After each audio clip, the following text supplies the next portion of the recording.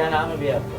नमस्कार भाई, मेरा नाम अनिल कुमार है और मैं जंगपुरा विधानसभा से विधायक के लिए उम्मीदवार हूँ। भैया जैसे पार्टी नई है, चेहरा नया है प्रत्याशी का, किस तरह विधानसभा में उतरेंगे और किन किन मुद्दों को लेकर उतर रहे हैं? देखिए, मेरा चेहरा नया नहीं है, मैं यहीं पे जन्मा हूँ और यहीं पे मेरे स्कूलिंग भी यहीं पे हुई है और मेरे सारा स्पोर्टिंग वगैरह सब कुछ मेरा यहीं हुआ है, एजुकेशन पूरा यहीं हुआ है। तो यहाँ के लिए मैं नया नहीं हूँ। हाँ, बस ये कह सकता हूँ कि थोड़ा टाइम मैं बाहर रहा हूँ, इसलिए अदरवाइज़ मैं यहीं पे ही रहा हूँ। किन किन मुद्दों को लेकर आप उतर रहे हैं ग्राउंड पर?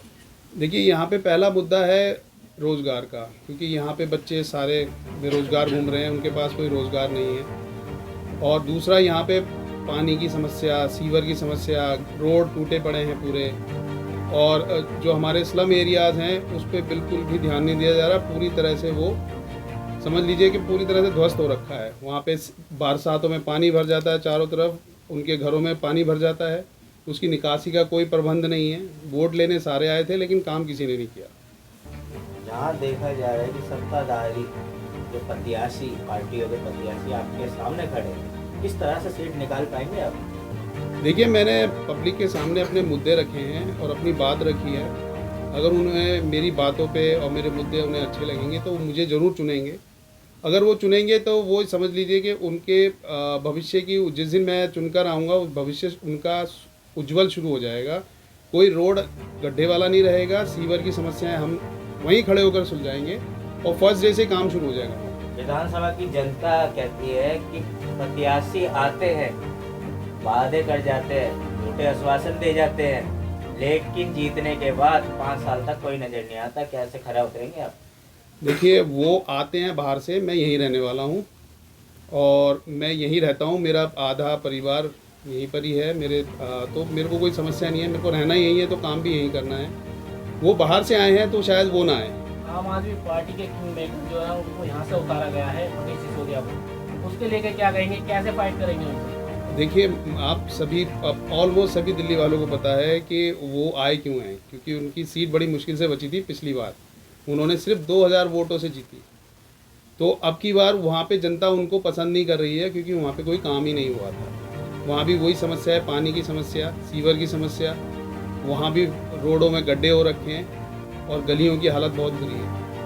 तो इसीलिए वो वहाँ से उनको चेंज किया गया है कि वहाँ पे इस बार उनको हारना था। हालांकि हारना यहाँ भी है, यहाँ भी बचने वाले नहीं हैं, क्योंकि आपने देखा होगा कि वो वही आदमी हैं जो एक बोतल के साथ एक बोतल के लिए समर्थक रहे हैं और उसमें वो अभी 5 महीने जेल भी काट कर आए हैं। अनिल जी, अगर देखा जाए तो जिस तरह से विधानसभा चुनाव चल रहा है और नेताओं के जो बिगड़े बोल हैं, कहीं ना कहीं महिलाओं को लेकर बयान आपने सुना होगा, तो उन बयानों को किस नज़र से देखते हैं? देखिए, अभी तो यहाँ पे सारी पार्टियाँ जो नारी सम्मान की बात कर रही हैं और वही सम्मान भी पैसे से दे रही हैं।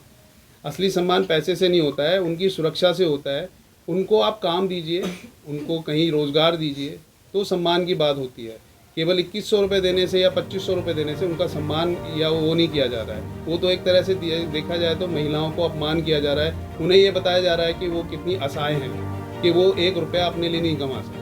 पिछली बार आम आदमी पार्टी ने बिजली फ्री, पानी फ्री, ट्रेवल्स फ्री महिलाओं के लिए, ये फ्री का ये सरकार चला रही थी। अब की बार बीजेपी ने भी अपने मैनिफेस्टो में बोला है कि जो फ्री की चीज़ें हैं वो जारी रहेंगी और किराएदारों के लिए भी नहीं तो दिख रहे हैं। तो आप किस तरीके से इस फ्री को देखेंगे? देखिए, अब पहली बात, वो जो बड़ा अच्छा झूठ बोला गया है कि किराएदारों को फ्री कैसे देंगे। मकान मालिक देने देंगे? किराया मकान मालिक के नाम से है, मीटर मकान मालिक के नाम से, तो उन्हें फ्री कैसे देंगे? याद है आपको, जब वो कोरोना का टाइम था तो उन्होंने क्या बोला था कि जितने भी किराएदार हैं उनका किराया माफ़ किया जाएगा।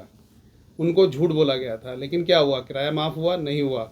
उनसे पूरा किराया लिया मकान मालिकों ने, चाहे दुकान हो या कुछ भी हो, सबका रेंट पूरा लिया गया। तो वो बात वो भी झूठी थी। तो आप ही बताएं कि जिसके नाम से बिजली का बिल आ रहा है तो वो कहेगा कि मेरे फ्री में कर दो? तो ये सब झूठ है। देखिए, हम लोग जो आ रहे हैं, हमारा विज़न पहला ये है कि लोगों को, जितने भी हैं, उनको रोज़गार दिया जाएगा। वो पैसा कमाएं ताकि अपना घर आराम से चला सकें। हमारे पास डिपार्टमेंट में बहुत वैकेंसीज़ खाली हैं दिल्ली के अंदर, कमी कोई नहीं है, बट इनकी क्या है, कार्य करने की इच्छा नहीं है।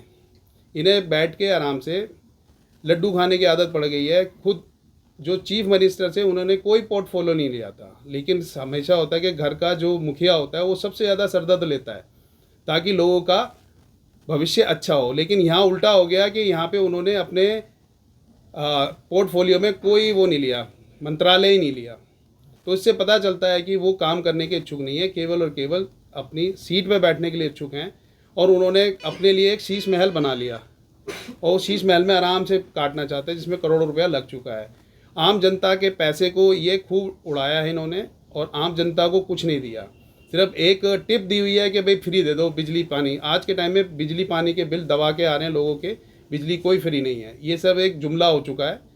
एक टाइम था जब आज से 20 साल पहले बोलूँ, 10 साल पहले बोलूँ, पहले ही बोला जाता था कि आप अपने बल्ब चेंज कीजिए, वो 100 वाट का बल्ब है, आप LED लगाइए, बिजली बचाइए। तो सब लोगों ने ये बात मानी और उन्होंने सबसे पहले LED बल्ब लगाने शुरू कर दिए। लेकिन उसके बाद क्या हुआ, जैसे ही हमने LED बल्ब चेंज किए उन्होंने मीटर ही चेंज कर दिया, तो इलेक्ट्रॉनिक मीटर ले आए।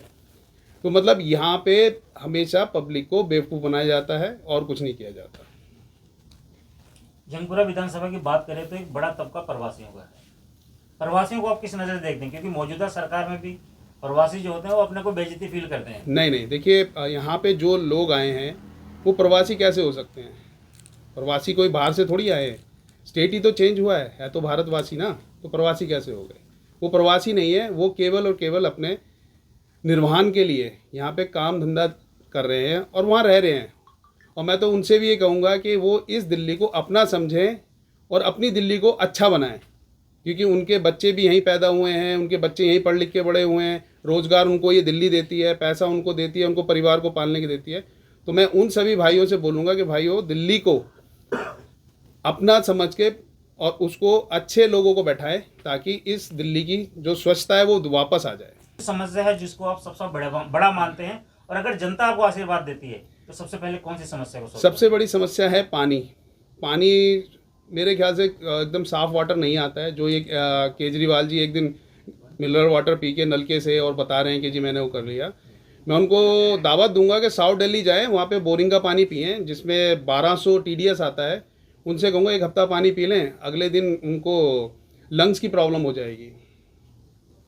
वहाँ के लोगों की समस्या ये है। दूसरा ये है रोड, वहाँ पे रोड की इतनी समस्या है, गड्ढे, हर जगह गड्ढे खुदे पड़े हैं, कोई रोड को ध्यान दे नहीं रहा है। तीसरा है गलियों में जो निकासी चाहिए पानी की वो बिल्कुल नहीं हो पा रही है। और देखिए हम आएंगे तो देखो सबसे बड़ी बात है कि दिल्ली का जो वाटर लेवल है वो डाउन है। तो हम लोग क्या करेंगे, जो आपके कंक्रीट के रोड्स हैं हम उनको उखाड़ेंगे और दोबारा से पुरानी टेक्नोलॉजी जाएंगी जो पानी को सोखती थी, जिससे वाटर लेवल बढ़ता था। लेकिन आज के टाइम में क्या हो गया, कंक्रीट हो गया, कंक्रीट सारा पानी जा रहा है नाले में, तो हमारा जो अच्छा पानी था वो सब गया नाले में। इन लोगों ने उसके विषय में कुछ नहीं सोचा। और आप यमुना के बारे में देखें, यमुना पूरी नाला बन चुकी है और उस पर करीब 6600 करोड़ रुपया सेंट्रल गवर्नमेंट ने दिया है, जिसका 1 इंच भी साफ नहीं हुआ है यमुना का।